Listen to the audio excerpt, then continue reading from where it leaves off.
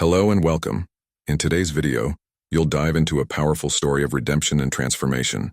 Meet Elias, a man who had to confront the toughest choices of his past to reclaim what truly matters, his connection with his son and his own humanity. With the mystical presence of the guardian wolf, this is a narrative that will stir your emotions and make you reflect. If you enjoy engaging and inspiring stories, subscribe to the channel now, turn on the notification bell so you don't miss any content, and let me know in the comments which city you're watching from. Get ready, because this story will surprise you. Sitting in my luxurious conference room, I observed the scene before me as a distant spectator, just a body present in a world that felt increasingly irrelevant. The faces of investors and executives blended into a whirlwind of numbers and graphs, but my mind was far away, lost in the mists of the past. The voices became indistinct noise, an echo that couldn't penetrate the layer of guilt surrounding me. I was Elias, the magnate, the man who had it all. Yet, in truth, I was merely a man marked by pain. Elias, are you listening to us? Ricardo, my financial director, cut through the silence like a knife. I lifted my head, forcing a smile that wasn't sincere. Of course, I was just thinking about our expansion possibilities for the next quarter. But the truth was that my real concern wasn't the future of the company, but the past I tried to bury under piles of paper and money. Flashes of a moment I preferred to forget began to emerge in my mind. It was a vivid memory, replaying like a nightmare. I saw myself again in that forest on a sunny afternoon, but the light seemed darker than I remembered. Gabriel, my son, with his bright eyes and carefree smile, was there, innocent. "Daddy, let's play more," he exclaimed, pulling my hand with enthusiasm. But I had other plans, bigger ambitions than the love I felt for him. "I'm sorry, son, I need to do this," I said, the weight of those words crushing my heart. The image of the forest and little Gabriel disappearing among the trees overlapped with the reality of the present. I felt like a ghost, haunted by my own choices. "Elias!" Ricardo's voice interrupted me again, and I realized all eyes were on me. "You really need to focus. This is important." "Sorry, I just have a lot on my mind," I murmured, averting my gaze and watching the city outside the window. The bright lights seemed so distant, so unreal. A rumor began circulating among the residents about a mystical creature that inhabited the forest, the guardian wolf. They said it was a protector for the children and that, somehow, it had a special connection with nature. I heard the conversations but ignored them, as if they were just children's tales, fantasies that had no place in my business life. "You're not really thinking about the wolf story, are you?" Ricardo asked, noticing my distant look. "That's just a legend." "Yes, of course," I replied, but a part of me was intrigued. How could I ignore the pain that consumed me? What had I done? I felt a lump in my throat thinking about Gabriel, about how I had abandoned not only my son, but also the opportunity to be a true father. Time passed, and the unanswered questions continued to echo in my mind. As the meeting went on, the feeling of helplessness grew, as if the walls of the room were closing in around me. I needed an escape, a way to confront what I had done. But how? The answer remained elusive, like the wolf that might exist in the forest, a creature that guarded not only secrets, but also the possibility of redemption. I was in the small community room, surrounded by old photos of the forest and awareness posters, when the idea of organizing a meeting took shape in my mind. The smell of fresh coffee mixed with the dampness in the air as I arranged the table where the chairs would be set. The low, nervous voices of the residents began to echo, creating an atmosphere of anticipation. I knew that the fight for the preservation of the forest was more than just an environmental issue. It was a matter of protection for the children who played, grew, and adventured there. "Good morning, everyone," I began, trying to convey a bit of the strength I felt inside. "We're here today to discuss the protection of our forest and, more importantly, our children. As you know, the rumors about the guardian wolf are spreading, and we need to unite to ensure that this magical place remains safe." A murmur of agreement spread through the room. I could see the concern on the faces of some, especially the older folks, who knew the forest like the back of their hand. "Perla, do you really believe this creature exists?" asked an elderly man, his wrinkles marking the experience and wisdom of someone who had lived through many seasons in this land.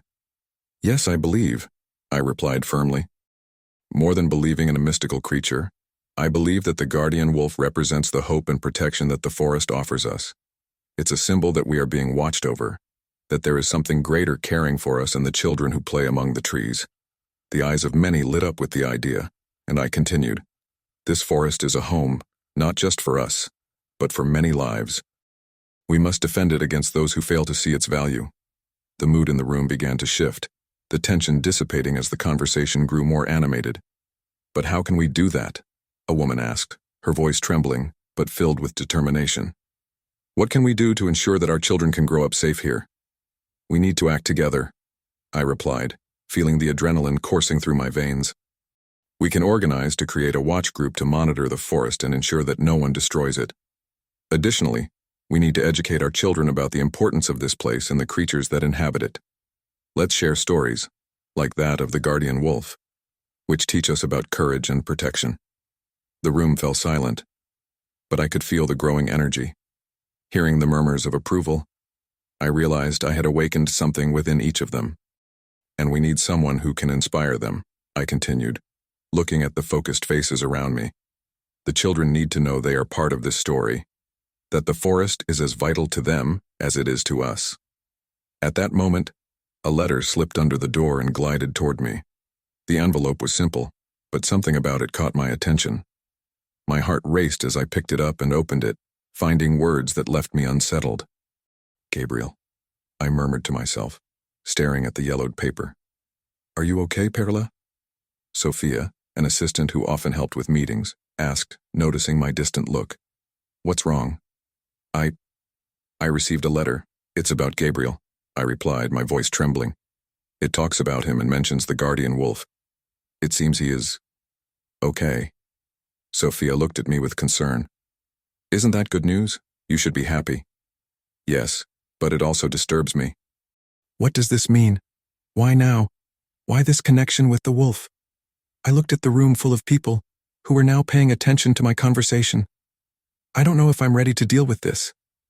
You are stronger than you think, Perola, Sophia said, placing her hand on my shoulder. And if the guardian wolf is really looking after him, maybe this is an opportunity for you to reconnect with your past. I took a deep breath, feeling the weight of responsibility upon me. Whatever was coming, I knew the forest and its guardian were calling me on a journey of hope, and I couldn't ignore it. Sophia always had a special way of seeing things. She wasn't just my assistant. She was the only one brave enough to confront me directly, even when I tried to hide behind my walls of business and ambition. That afternoon, as I stared out the window of my luxurious office, lost in thoughts about a meeting that didn't seem to matter, she walked in with a determined expression. Elias, she began, her firm voice breaking the tense silence in the room. And we need to talk. It's not the right time, Sophia, I replied, turning to face the charts and numbers spread across the table. I have work to do. I'm not here to discuss work. I'm here to talk about you, she insisted, crossing her arms. Her tone made me hesitate. No one dared confront me like that. I've been thinking. You're so consumed by this race for power that you've forgotten what truly matters. This isn't your concern, I snapped back, but the irritation in my voice sounded weak, almost an echo of a defense that was no longer effective. Her penetrating and sincere gaze made me hesitate again. It is, she said, stepping closer. You abandoned your son, Elias, and now you're here, in a room full of money, surrounded by people who only want what you can offer. What really matters to you? What are you doing for Gabriel? Her words struck me like a punch to the gut. I knew I had sacrificed everything for ambition, but hearing them laid bare like that made me feel a weight I couldn't ignore. I had to make tough choices, I replied, but the conviction in my voice faltered. Opportunities don't wait for anyone. But people do, Sophia said, her gaze penetrating, as if she could see all the cracks in my armor. People are waiting for you. Gabriel has waited, and you haven't had the courage to face the consequences of what you did. I felt a wave of anger and shame mixing within me. You don't know what you're talking about, I said, my voice trembling with suppressed emotion. I did what was necessary. Necessary for whom? She leaned forward, and for the first time, I saw a glimmer of compassion in her eyes. We need to face the truth, Elias. You were so focused on being the best in your career that you forgot to be a father. Now you're here, surrounded by people who don't care about you, and I can't understand why you haven't tried to redeem yourself." Those words cut deep. I had no answer. What could I say? That I was afraid to confront the past? That guilt was such a heavy burden I preferred to ignore it. The silence between us stretched, and I realized she was right. I was lost, and the ambitions that once defined me now felt empty. I don't know how to fix this," I muttered, finally releasing the weight I carried. "I don't even know where to start." "Start with the truth," Sophia suggested, her voice softening. "Look at what you've done. Face it head on. And if you need help, you don't have to do this alone." It was as if a light had turned on inside me. I knew I had to do something. But what exactly? What could I do to repair the damage I'd caused? I looked out the window again, the city below pulsating with life, and an idea began to take shape. What if I go after Gabriel? What if I try to find him? Sophia smiled, a smile that mixed hope and encouragement. "That's a start, Elias. A good start." Those words gave me courage, but also a new kind of fear. The fear of what I would find, of what I would have to face. But amidst all this, there was a spark of hope. If I truly wanted to change, I had to take the first step, and that first step would begin soon. I decided it was time to confront my past. The weight of guilt I carried on my shoulders was becoming unbearable with each passing day. The forest, the place where it all began, was calling me. With a heavy heart but determined spirit, I prepared for the journey. I took one last look at the city I had built, surrounded by skyscrapers and bright lights, and closed my eyes, imagining what I had left behind. "This isn't just about you, Elias," I murmured to myself. "It's time to seek the truth." I packed only the essentials in a backpack, a small flashlight, a pocket knife, a notebook where I had written some reflections, and an old photo of Gabriel that I had always kept with me. As I drove, memories came and went like shadows. I saw myself in happy moments alongside my son, his innocent smile haunting me. How could I let this happen? I thought, a knot in my throat choking me. The trees began to appear along the road, and a sense of familiarity enveloped me. It was as if the forest were alive, waiting for my return. When I finally arrived at the forest entrance, a cool breeze blew, as if nature were welcoming me back. I got out of the car and took a deep breath, inhaling the scent of damp earth and leaves. "This is where it all began," I said aloud, as if the trees could hear me. My legs trembled slightly as I stepped in, wondering if there would still be any trace of what I had left behind. I walked among the trees, each step taking me deeper into a labyrinth of memories.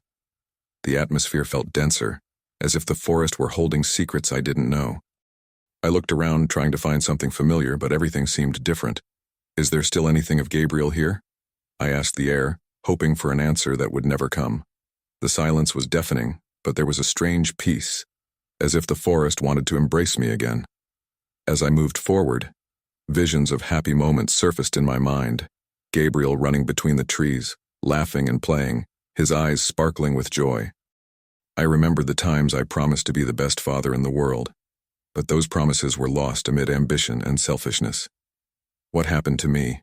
I whispered, feeling a growing weight in my chest. Why didn't I fight for him? Suddenly, a strange presence enveloped me. It was as if the very air around me was changing. I looked up and noticed a soft light filtering through the leaves, creating dancing patterns on the ground. What is happening here? I thought, a mix of fear and curiosity. The forest seemed alive, pulsing with an energy I couldn't understand. I moved forward, guided by an invisible force, and then I stopped. There was something or someone watching me. An intense feeling of being observed made me halt. Is this just my imagination? I asked aloud, trying to convince myself that nothing was there. But deep down, I knew something was present, something that made me feel both vulnerable and hopeful. I'm here to find my son, I confessed to the void, as if that could draw the presence closer. I need to correct my mistakes. And then, while I was lost in thought, a gentle breeze passed by me, and the leaves whispered in response.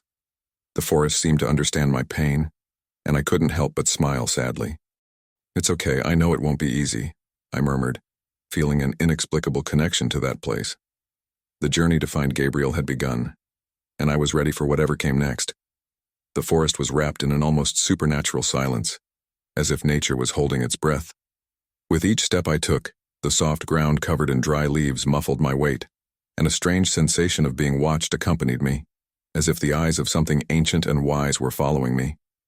Light filtered through the treetops and creating dancing patterns on the ground, and for a brief moment, I lost myself in the beauty of the place, forgetting the pain that had brought me there.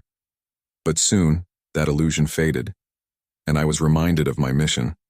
I needed to confront my past and the guilt that consumed me. As I walked, I began to notice signs of life around me, paw prints in the damp earth, scratches on the trees, and a distant echo that seemed to be a melody of the forest. It was as if the forest itself were alive, breathing and watching.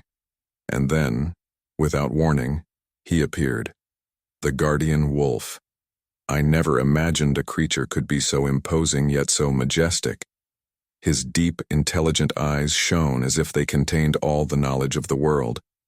He positioned himself in front of me, challenging and protective, as if deciding whether I was worthy of his presence.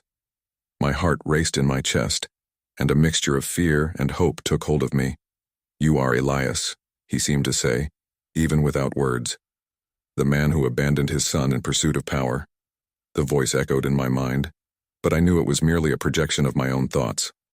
The wolf remained still, his dense dark fur contrasting against the vibrant green of the forest. I felt small before that creature, and for a moment, the guilt I carried transformed into an unbearable weight. "I am not who you think I am," I murmured, almost breathless. I made mistakes. Mistakes I can't correct now." The truth slipped from my lips, but the confession didn't feel sufficient. The wolf tilted his head, as if assessing the sincerity of my words. "You're here to seek redemption," he seemed to affirm, his eyes never leaving mine. "But first, you need to understand what you've really lost." I took a deep breath, feeling the humidity of the air intoxicating my senses. I left Gabriel. I left Perola. All I wanted was to be someone important, but what I really did was destroy my own family. The pain was palpable, and I wondered if that wolf could somehow help me find a way back. He took a step forward, and the connection I felt was instant. "The forest has its own stories, Elias. You are not alone. Gabriel is here, protected, and the wolf always ensures he does not suffer." The voice echoed in my mind, and a wave of relief washed over me. Perhaps there was hope. But what if I can't find him? The question slipped out as a whisper, heavy with insecurity. The wolf approached, almost touching my face with his snout. "You need to truly want to find him.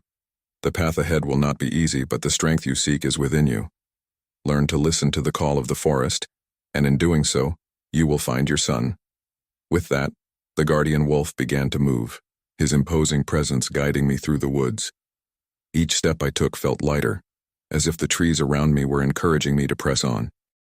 I felt a new determination awakening inside me, and for a brief moment, the guilt was overshadowed by hope. I was about to discover not only where Gabriel was, but also who I could truly become.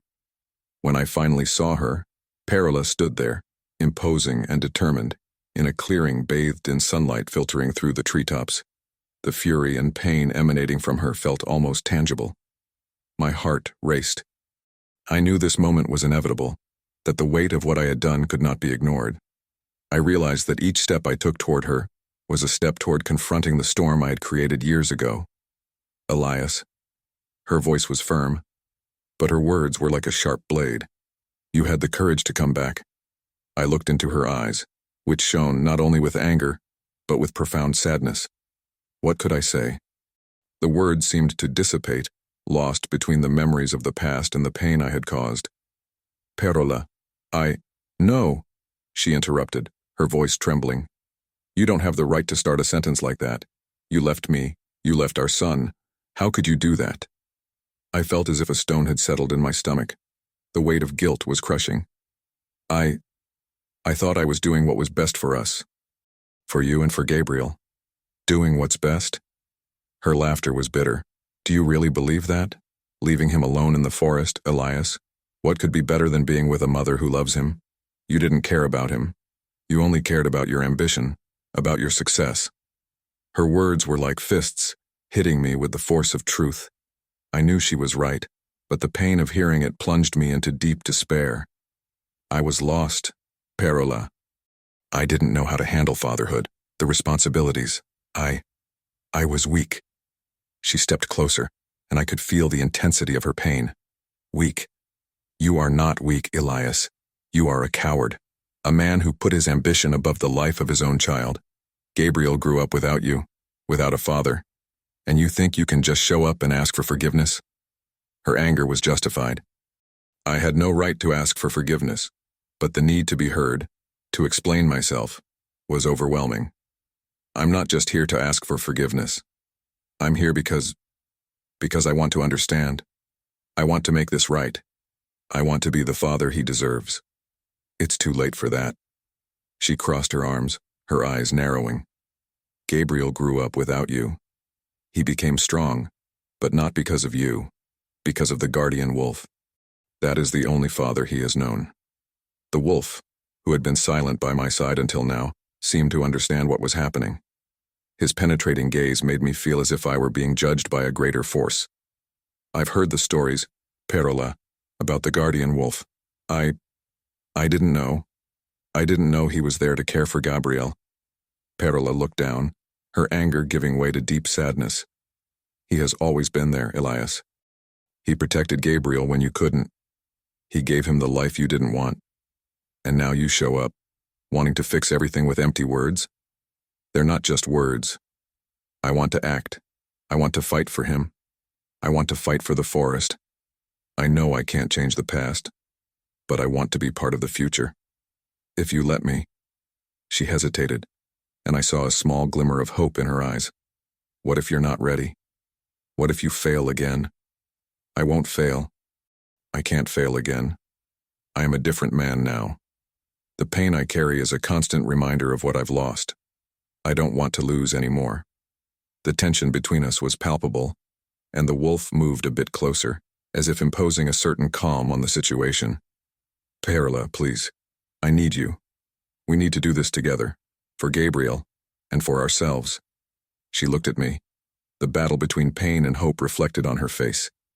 You have to show this to Gabriel, not to me. You need to earn his trust. Only then will we see if there is room for forgiveness. A heavy silence followed, and I knew the path ahead would be difficult, but I was no longer alone. The weight of guilt began to lift, and for the first time in a long while, I felt there was a possibility of redemption. Perola's words echoed in my mind, each syllable heavy like an anchor that kept me from sailing toward the future. I felt the pain and loss radiating from her, and my heart weighed down by the guilt that had accompanied me for years. I didn't know what to do, Perola. I didn't know you lived so close to the forest. The sincerity in my voice sounded fragile, but it was all I had. She crossed her arms and stared at me intensely. Elias, you made a choice that destroyed our son's life. There was a strength in her words that hit me like a blow. And you can't just wait for forgiveness to appear like magic. You have to act. I know, I replied, frustration seeping through. But what can I do? How can I fix what's already done? I looked down at the ground, the green marked by the light filtering through the trees, and sadness became a weight on my shoulders. Perola took a deep breath, her expression softening a little. You can start by listening. Listen to what I have to say about Gabriel. Listen to the stories he told me, the things he loves. He's not just a part of you, he's a person, and he needs to know that you care. She was right. I needed to listen. Tell me about him, I asked, my voice almost a whisper. Tell me what he likes, what he's like. Perola hesitated for a moment, her eyes shining as she remembered. Gabriel always loved the sky. He would spend hours looking at the clouds, drawing shapes and figures. He said the clouds were like friends traveling the world. The sadness on her face mingled with a touch of nostalgia, and he loved running through the forest, imagining he was an explorer. He always said the trees were giant guardians. My memories of Gabriel were fuzzy, but those words began to bring images of a joyful boy, running free. If I can find him, If I can see him again, I promise I will be different. I will strive to be the father he deserves. Perla smiled faintly, but there was caution in her eyes. Words are easy, Elias. You need to show that. We need to search for Gabriel together. We must unite our efforts, not just for him, but for ourselves as well. The idea of sharing this search with Perla made me nervous. Do you really believe we can find him? And what if he doesn't want to see me? He needs you, Elias, and you need him.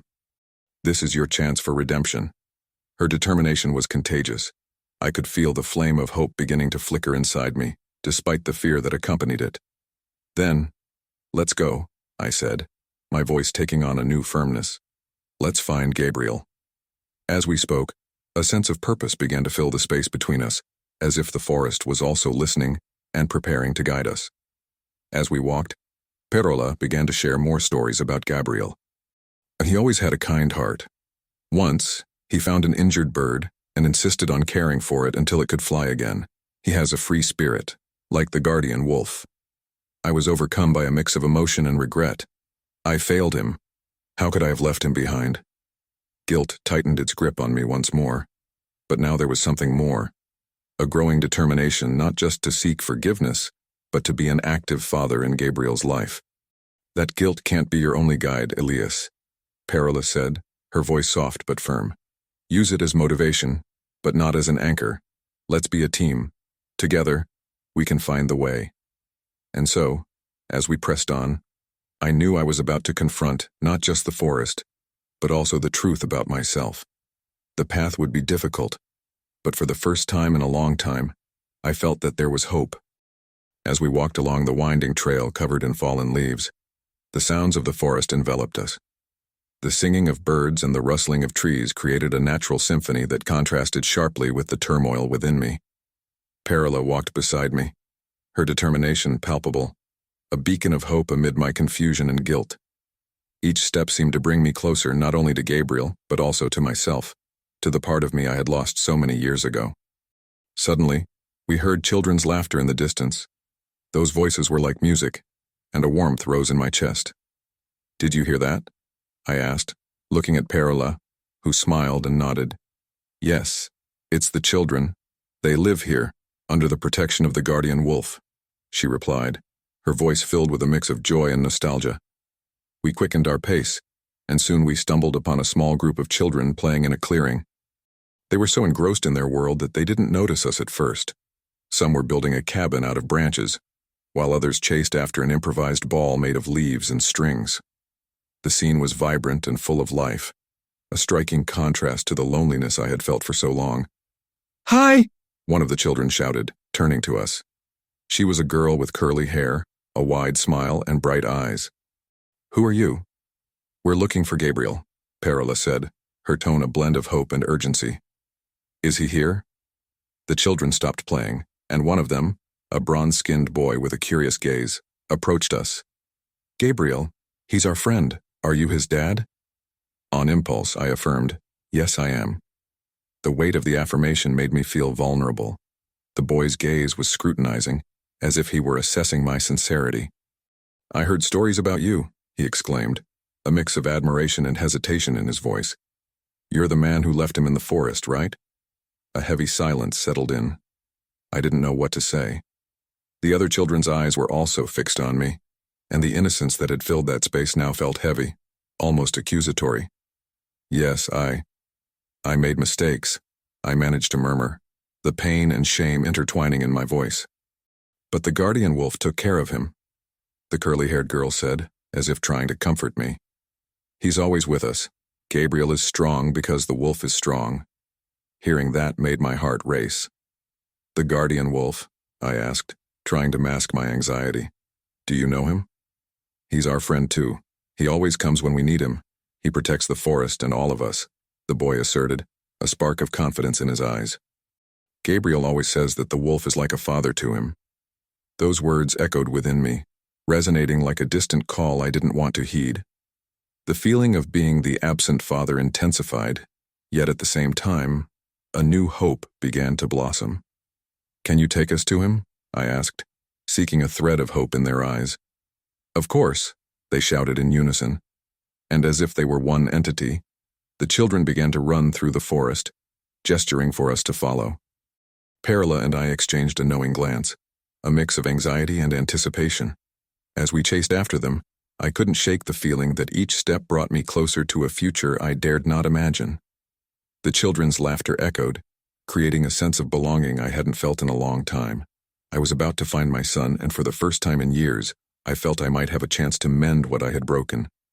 "Hus, thank you for helping us," Perla said, leaning down a bit to talk to the children. "It's what we do. We are the Guardian Wolf Team," a girl replied, her contagious enthusiasm warming my heart. With each step, the forest seemed to transform around us, as if it were on the verge of revealing a long-guarded secret. And as we moved forward, a certainty grew within me. I was about to reunite not only with Gabriel but also with the part of myself I had lost. The clearing was bathed in a soft light, filtered through the tall treetops. The scent of damp earth and green leaves enveloped me as I approached, my heart pounding in my chest. And then, there he was, Gabriel, a boy now, but already so strong and brave. He was surrounded by a group of children, all looking happy and carefree. But what struck me most was the connection they shared. The guardian wolf stood beside him, imposing and majestic, as if he were guarding not just the boy but the entire clearing. I hesitated for a moment, fear and doubt consuming me. What would I say? How could I explain all those years of absence? The image of my son grew in my mind, and the pain of guilt intensified. But looking at Gabriel, I realized he was no longer the baby I had left behind. He was a boy, a human being with his own life, and that filled me with hope. "Oh, Gabriel." The voice came out softer than I expected. He turned his head in my direction, his curious eyes locking onto mine. The wolf, sensing the tension in the air, stood firm beside him, its eyes shining with a wisdom that seemed to transcend time. "Who are you?" Gabriel asked, the innocence in his voice cutting through the heavy air around us. I am your father," I replied, the truth finally slipping from my lips. Silence settled for a moment, and I could see the look of confusion on his face. "My father?" he repeated, as if trying to piece together a puzzle that didn't make sense. "Weren't you with my mom? Why didn't you come sooner?" I felt the weight of guilt pressing down on me. What could I say? Words seemed inadequate to capture the depth of what I felt. "Gabriel, I made many mistakes. I left you and your mother, and I don't know how to justify that. All I can say is that I am sorry." The wolf shifted slightly as if trying to encourage me. Gabriel looked at the wolf and then back at me. "Mom said you were a busy man, that you had more important things to do than take care of me." The pain in his words struck my heart. "Yes, I let work and ambition blind me," I said, my voice barely a whisper. "But I realize now that what truly matters is family, and I want to change that. I want to be a father to you." In that moment, Gabriel took a step closer to me and the wolf moved aside a bit, as if understanding this was an important moment. He watched us with an expression that mixed protection and understanding. "Do you promise to stay? To not leave me again?" I knelt down, the cold earth beneath my knees, and held Gabriel's hands in mine. I promise I will be a present father, that I will be here for you, forever. And I also want to protect this place and the forest you love." Gabriel's expression softened and a glimmer of hope shone in his eyes. "Mom believes in the guardian wolf," he said, looking at the animal that watched over us. "She says he protects all of us." "She's right," I replied, casting a glance at the wolf, which seemed to listen to our words with care. "And I want to be a guardian too. Of you, of your mother, and of everyone who needs protection." Gabriel smiled, a genuine smile that lit up his face. "Then can you stay here and help us take care of the forest? We need a strong guardian." Yes, I could do that. Not just for them, but for myself.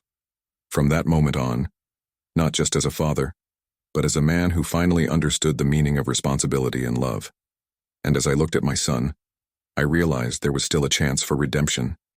As we embraced, the warmth of the moment seemed to melt away all the years of pain and regret that had separated us. Gabriel's arms were strong, despite his age, and the pressure of his hug made me feel like I was finally in the right place. "Daddy," he whispered, his voice carrying a mix of curiosity and caution. "Did you really come to get me?" The question hit me like a punch to the gut. I knew I had to respond not just with words, but with actions. "Yes, Gabriel," I said, my voice choked with emotion. "I came. I promise I won't leave you again." He looked at me, his eyes shining with a mix of hope and distrust. In the background, Perola watched us, tears streaming down her face. She was no longer the woman I had abandoned. She was a fearless mother, a warrior for the forest. And in that moment, I realized that we both needed to find redemption, not just for Gabriel, but for ourselves. "I always knew you would come back," Perola said, stepping closer to us with a smile that blended relief and joy. "The guardian wolf has always looked after him. He was never alone." The mention of the wolf made my heart race. I looked around and spotted the majestic creature watching from a distance, as if satisfied with how things were unfolding, guarding the forest and its family. "I didn't know," I replied, my voice a bit steadier.